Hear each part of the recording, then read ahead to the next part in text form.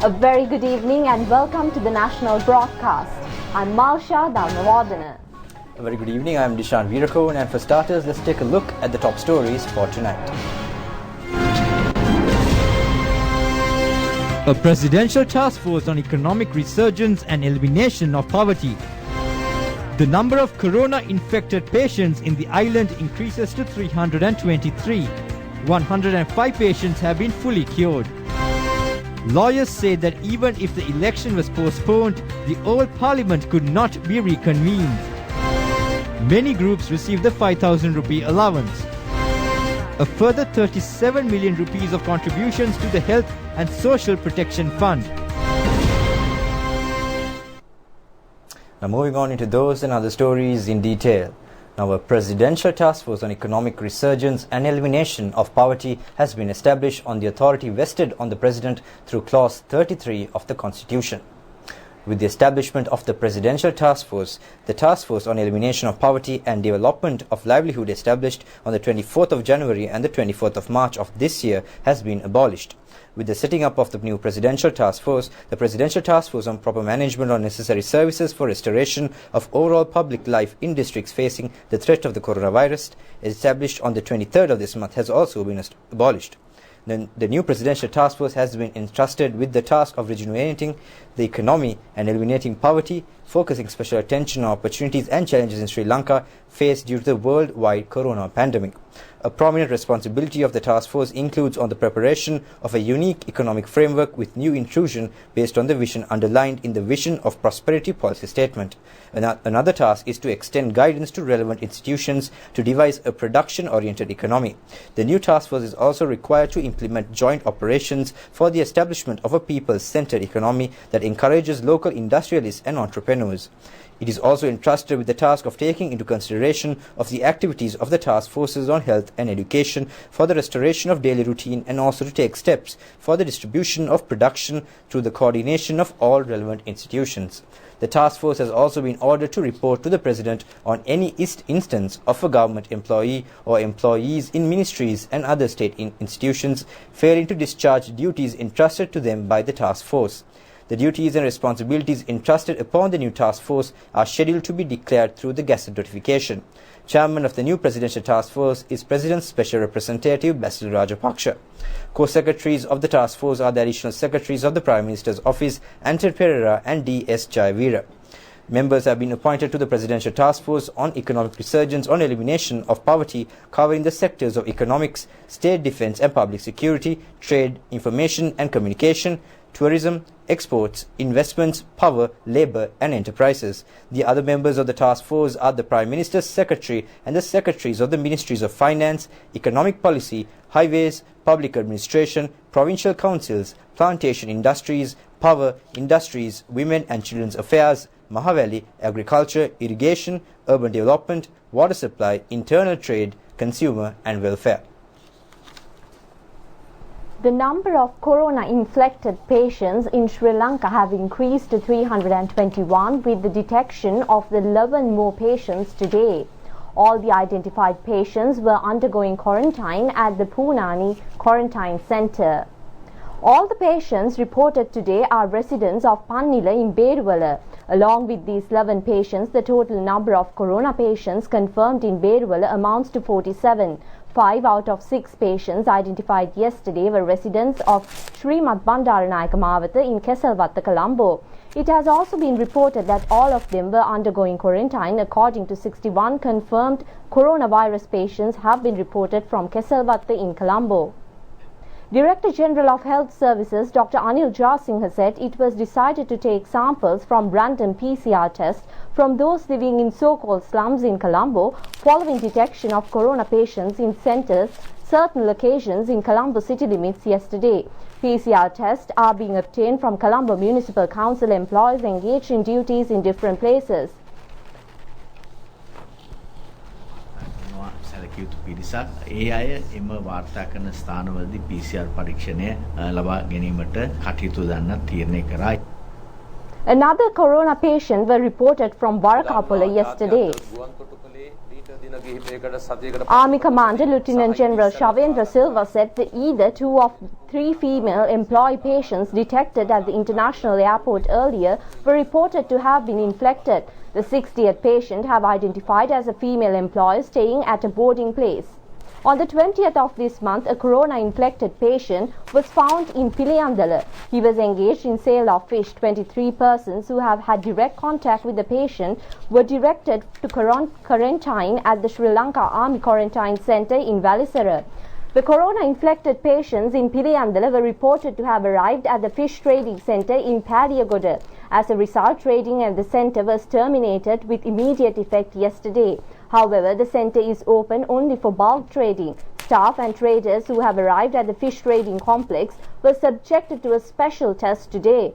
The health staff has obtained necessary samples from them for the PCR test. Accordingly, samples of phlegm tissues from 523 patients have been obtained. Director General of Health Service Dr. Anil Jasinger said the highest number of 62 samples taken from a single location were obtained at a private nursing home in Pannipitiya yesterday. He added that it was confirmed that none of them were COVID-19 patients. The infected person reported from Piliyandala was engaged in fishing trading in Polgasovita. 12 persons in Vatara who have visited his place of work have had contact with him were subjected to self-quarantine. With 13 persons reported today, the total number of corona-infected persons have increased to 323. Meanwhile, the number of fully cured persons have reached 105 today. 7 persons have died due to the disease and 210 more patients are continuously receiving treatment in hospital. PCR test samples were also obtained from 7 members of a single family in Velevatta in Vallampitiya today. The reason for taking samples from them was that these persons were reported to have stayed for 3 days in a house of a confirmed coronavirus patient. 4 members of the same family in Mahabuttegamuwa in Kotikavatta were also subjected to a quarantine centre in Mullatiu today. The reason being that confirmation of coronavirus affliction by 1 member of the house in Bandaranayake Mawatha in Kesalwatta. Public health inspectors have also taken measures to place under self-quarantine 11 persons in 11 nearby houses. Anura Bandara Herath, who was removed from MSC Magnifica passenger ship travelling to Italy from Australia, have ended quarantine with 2 other persons and left home yesterday. The luxury liner of which he was engaged in duties have arrived at Colombo Harbour in search of supplies. Anura Bandara Herath was released and allowed entry into the country upon request on 6th of this month. Thereafter, he was directed to Busa Navy Quarantine Centre. 113 Sri Lankan students stranded in Lahore and Karachi cities in Pakistan have arrived at Katunayake Bandaranayake Airport last night. The group included officials of 3 armed forces left to Pakistan for training. They have been brought back to the motherland on instructions of President, taking into consideration of coronavirus expansion. The group has returned under a program to implement bringing back Sri Lankan students stranded in several foreign countries. All incoming passengers have been admitted through a distant passenger terminal yesterday. They were subjected to the increase in the scrutiny of health authorities. Army Commander Lieutenant General Shavendra Silva said that 2,690 persons are undergoing quarantine at quarantine centres of Sri Lanka Army. In addition, 4,348 persons have completed quarantine and left the centre. A special task evaluation committee established to take decision on further specialised measures to follow the control of coronavirus met at Health Ministry Auditorium today under the leadership of Minister Pavitravani Arachi. The minister have instructed officials of Special Task Force Evaluation Committee to enlighten the general public regarding the necessary health methodologies to be adopted on the proper maintenance of public lives after relaxation of the curfew. Attention has also been focused on issues pertaining to continuous maintenance of hospital treatment services and implementation of transportation services according to health guidelines. Minister Pavitravani Arachi has also enlightened officials of Task Force Evaluation Committee on matters including maintenance of medical equipment supply services in task of identifying newly infected patients.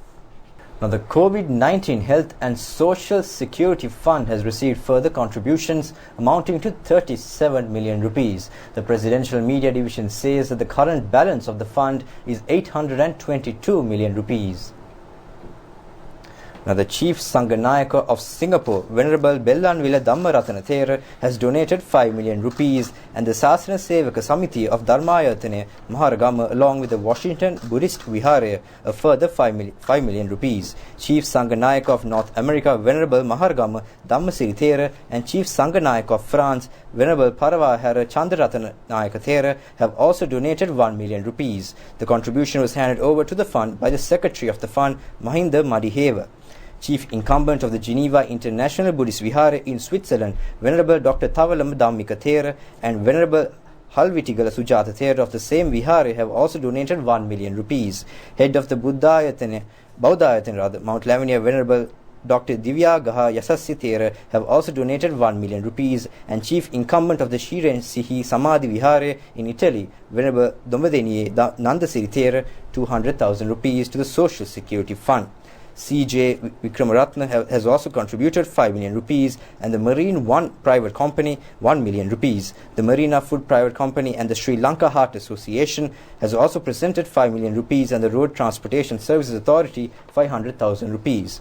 A. Amarasinghe has contributed 100,000 rupees, and P.D. Dharmavardhana 50,000 rupees to the fund. Contributions of the State Timber Corporation amounted to 2 million rupees, and the Arthur C. Clarke Centre 200,000 rupees.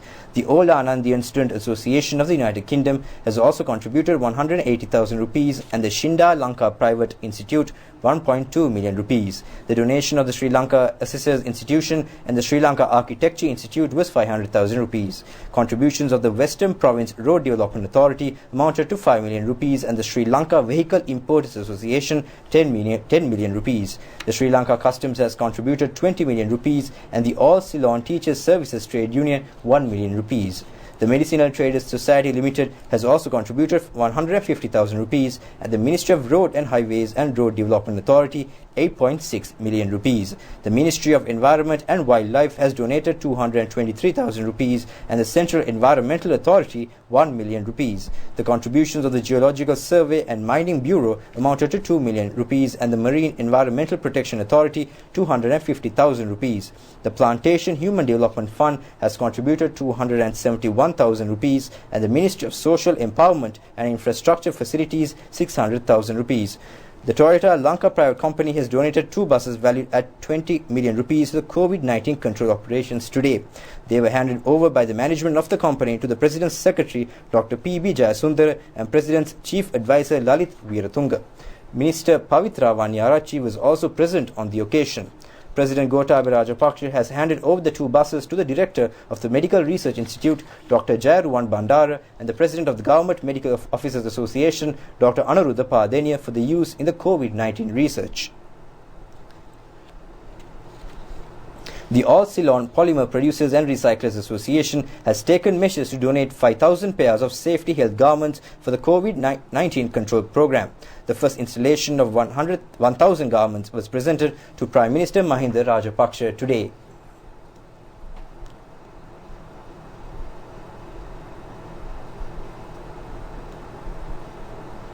President's Counsel Manohara da Silva says that even if general election is postponed, there is no need to reconvene Parliament. He further points out that Parliament could be reconvened only through preference of the President. President's Counsel Manohara da Silva said that reconvening of Parliament will have to be carried out within 3 months. The Parliament should be reconvened only if the President needs to get something done from Parliament. The President is empowered through Clause 153 of the Constitution to raise funds. Even if the election was postponed by the Elections Commission, there is no provision in the Constitution for it to reconvene Parliament. Under Clause 113 of Election Law, the President has the power to set the date for an election. He also said that if the Election Commission attempts unnecessary to delay holding of the election, the President has power under Clause 113 of Election Law to set an election date. Now, the present government has implemented the most massive social relief program ever to have been implemented in Sri Lanka. Accordingly, the government has taken measures to provide the 5,000 rupee allowance covering all families who are unable to fulfill their livelihood obligations due to the impact of the COVID-19 pandemic. A sum of 39.13 million rupees has been paid for 7,826 families in the Valimada Divisional Secretariat Division who have been deprived of their incomes by yesterday. The 5,000 rupee allowance have also been provided for several identified families in the Badulla district today. ගමේ ඉන්න රාජ්‍ය නිලධාරීන්ගේ අනුමැතියට ඇතුව ඒ වගේම සියලුම දේශපාලන පක්ෂවල පළාත් පාලන නියෝජිතයින්ට ඒ සඳහා සම්බන්ධ වීමට අවස්ථාවක් ලබා දීලා කටයුතු කරපු සියලු දෙනාගේම මහජනතාවගේ සම්බන්ධතාවය අනුව තෝරාගත්ත ක්‍රියාවලියක් මෙම ක්‍රියාවලිය. මේ නිසා ලංකාවේ සුවිසල්ම සහනාධාර මහජනතාවට ලබා දීම මේ වකවානුවේදී සිද්ධ වෙනවා. Tamanගේ අවදානම නොතකා ගයක් පාසා ගොස් මේ සහනාධාරය ලබා දුන්න සියලුම රාජ්‍ය නිලධාරීන්ට අපි මේ අවස්ථාවේදී ස්තුතිවන්ත වෙනවා. The relief allowance has also been paid to 31,518 families in the Polonnaruwa district who have lost their sources of livelihood due to the infectious condition. 157 million rupees have been paid to the relevant families through the Samudri banks.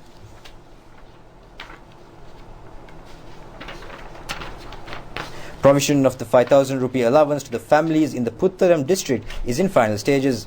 Our correspondent says the allowance has been provided to nearly 100,000 persons in 546 Grama Seva divisions in the district.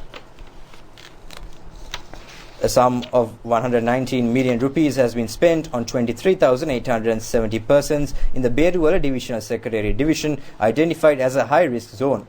A special feature has been the handing over of the monies at the homes of the recipients.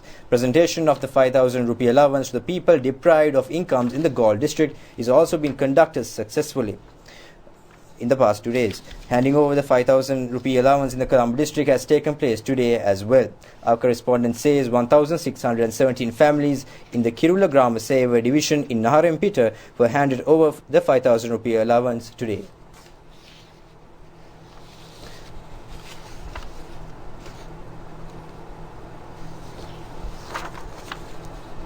Now, the police says that although requests have been made to the general public to honor the curfew, more than 35,000 persons have disobeyed the law. More than 9,000 vehicles have also been taken into police custody during the operations. Curfew in all districts other than in the high-risk zones were withdrawn at 5 a.m. today as well.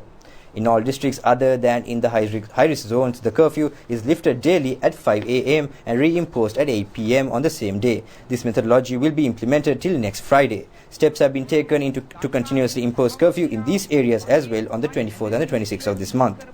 Minister Pavitra Wanyarchi said that they have observed how their beloved people were acting in a manner as if the corona menace had been eliminated. At the times when the curfew was lifted, the minister has stressed that the curfew has been lifted for the people to receive essential services. That does not mean that the disease threat has eliminated. She has requested the general public to follow health instructions until complete elimination of the disease from the island.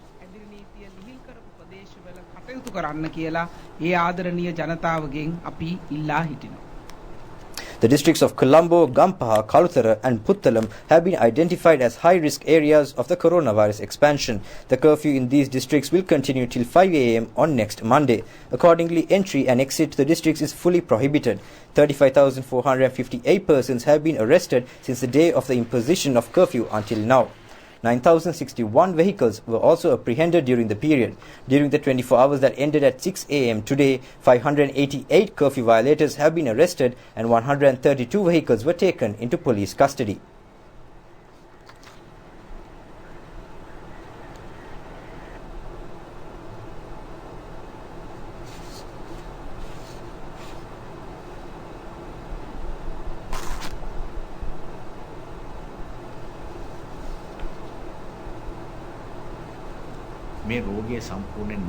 Dr. Anil Jasingh said that it would take some time for the complete withdrawal of the disease. Only 2 persons are allowed to travel in a 3-wheeler. He added that it has also been decided to continuously remain closed the barber shops.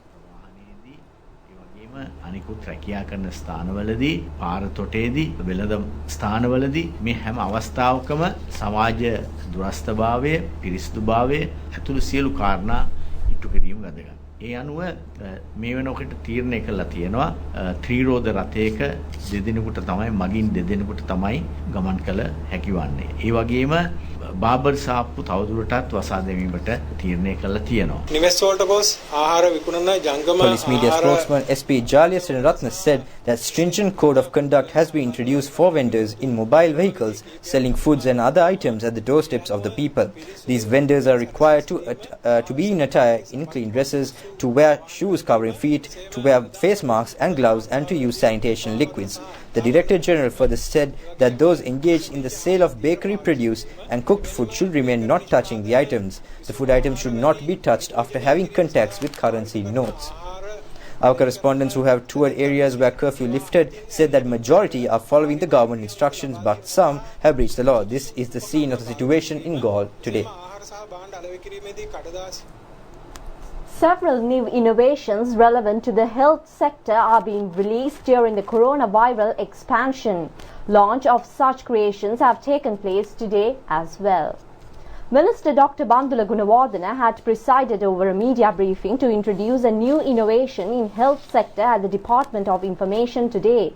At the event organized by the New Innovators Commission, 7 products devised by new innovators and local universities were presented.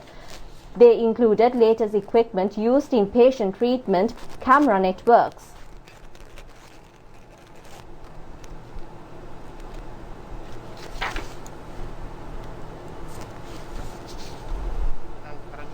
Minister Dr. Bandula Gunawardena said that around 180 new innovations have been presented in the face of the challenges of the inflection.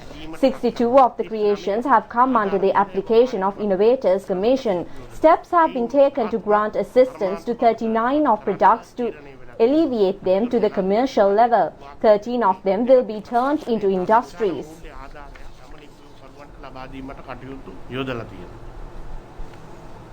Meanwhile, a locally manufactured sterilization machine was presented to Sri Lanka Rupavahini Corporation today by one of the new innovators, Sarath Chandrasiri.